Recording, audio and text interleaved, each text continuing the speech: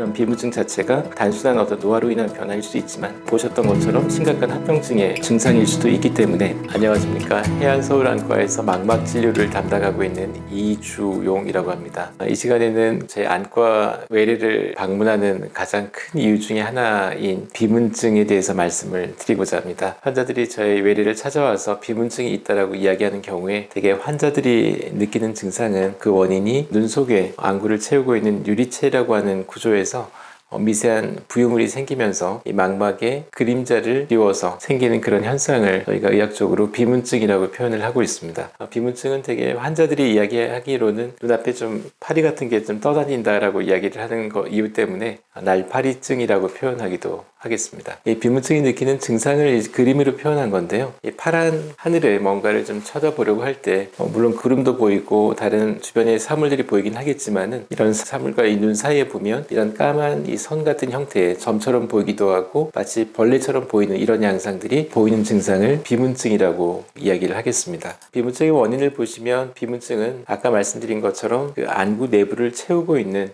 유리체라고 하는 이 구조에 뭔가의 변화가 생기면서 수축이 되기도 하고 변성이 되면서 기존엔 존재하지 않던 유리체 내부에 혼탁이 생겨서 비문증이 발생을 하기도 하고, 또 우리나라에서 유병률이 높은 고도 근시라든지 또는 나이와 상관없이도 이 눈에 충격을 받는 외상의 이력이 있었다든지 또 안과 수술을 받았다든지 하는 등의 여러 가지 이유들이 비문증을 유발하는 유리체 혼탁을 만들어내게 되겠습니다. 드물게 의학적으로 특별하게 치료가 필요가 없는 경우들이 많지만 드물지만 이런 비문증이 검사를 해봤더니 망막 박리라든지 유리체 출혈이라든지 하는 등의 망막 질환을 가진 것의 증상일 수도 있기 때문에 너무 가볍게 생각할 수는 없겠습니다. 비문증의 원인을 보시면 아까 계속 제가 유리체에 대한 말씀을 드렸는데요. 이 해부학적 구조를 보시면 눈을 이제 반으로 뚝 잘라서 이 단면을 보는 그림들이 되겠습니다. 이 안구의 단면이 되겠고, 안구의 가장 표면에 이제 우리가 눈꺼풀 통해서 보고 있는 이 각막 부위가 이 부위가 되겠고, 각막 안쪽으로 들어가게 되면 수정체, 카메라의 렌즈 역할을 담당하는 수정체가 존재하고, 그다음에 안구 외벽은 이 공막이라고 하는 흰 결합 조직으로 둘러싸여져 있습니다. 그리고 안구의 내부 내측면은 이 망막이라고 하는 신경막이 안쪽을 둘러싸고 있습니다. 그래서 이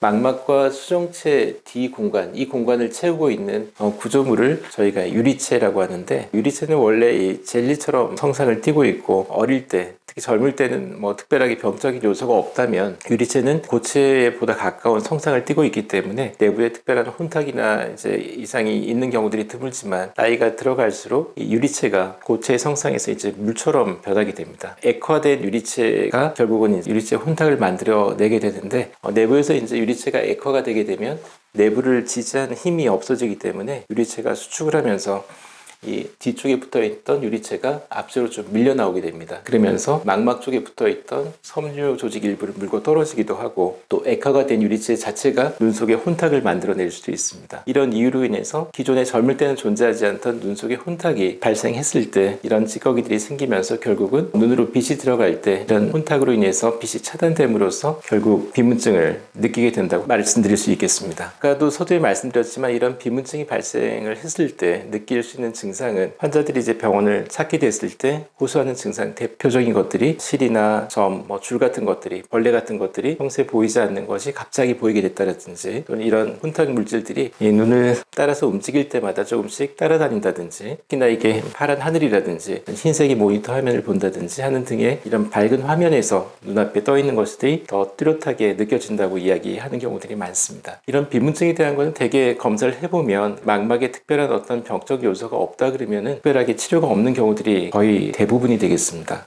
하지만 이런 비문증이 느껴진다고 그냥 쉽게 무시하시면 안 되고 병원을 가야 되는 경우들은 다음과 같습니다. 갑자기 평소에 느끼던 그런 비문 증상을 제외하고도 어느 날 갑자기 너무 심하게 비문증이 악화됐다든지, 눈앞에 전체 시야 중에 어느 부위가, 특정 부위가 심하게 가려지고 가려진 시야 장애가 조금씩 진행한다든지, 또는 번쩍이는 느낌이 함께 동반되면서 증상이 심해진 경우는 반드시 병원에 가셔서 망막 검사를 하시길 권하겠습니다. 그 이유가 아까 말씀드렸던 후유리체 박리 박리가 진행된 그런 소견들이 되겠습니다. 워낙에 뒤에 붙어있던 유리체가 앞으로 좀 밀려나와 있는 소견들이고, 이런 유리체 박리가 진행하면서 경우에 따라서는 유리체가 이 망막에 붙어있던 일부 부위에 망막을 손상시키면서 구멍이 생기고, 이 구멍을 통해서 액화된 유리체가 망막 뒤로 들어가면서 망막 박리를 유발할 수도 있습니다. 그리고 기저질환에서 이제 당뇨 합병증이 있거나 뭐 그렇지 않더라도 혈관 이상 등의 이상이 있는 경우에는 이런 유리체 출혈이 동반되면서 출혈에 의한 시력저하가 발생할 수도 있기 때문에, 그런 비무증 자체가 단순한 어떤 노화로 인한 변화일 수도 있지만 보셨던 것처럼 심각한 합병증의 증상일 수도 있기 때문에 반드시 치과 검사를 하시길 권해드리겠습니다. 오늘 말씀드릴 내용은 여기까지입니다.